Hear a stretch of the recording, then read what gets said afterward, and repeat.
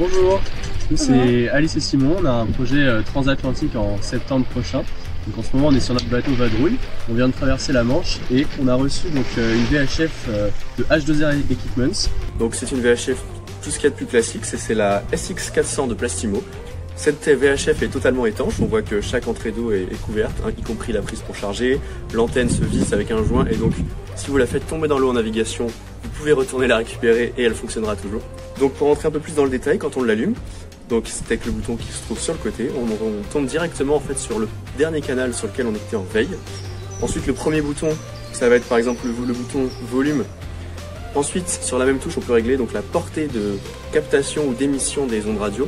Donc si je mets le SQL, ça s'appelle SQL à son maximum, je vais pouvoir être capable de capter des bateaux qui sont suffisamment loin. Par contre si je veux communiquer avec un bateau très proche, je peux au contraire baisser mon SQL pour éviter d'embêter d'autres bateaux qui souhaitent communiquer.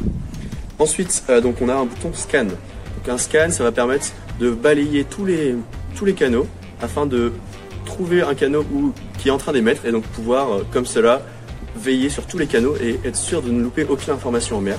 On peut aussi appuyer sur Dual pour effectuer une double veille sur deux canaux. Donc par exemple le canal 16, comme celui où je suis actuellement, d'un point de vue sécurité c'est pas mal de rester en veille dessus. Et on peut aussi scanner un canal, on va dire, un peu plus ouvert aux plaisanciers si jamais il y a besoin de communiquer pour des informations un peu moins importantes. Ensuite en navigation on peut aussi choisir de vouloir locker, de pouvoir bloquer en fait les touches. Comme ça si jamais on est en train de faire une manœuvre ou même en régate par exemple. Pour nous en fait avoir une VHF portable, sachant qu'on fait de la plaisance en voilier, ça nous permet de pas tout le temps aller dans la cabine pour aller à la VHF fixe. C'est pour pouvoir dégainer très rapidement et faire un contact avec un voilier qui est juste à côté par exemple.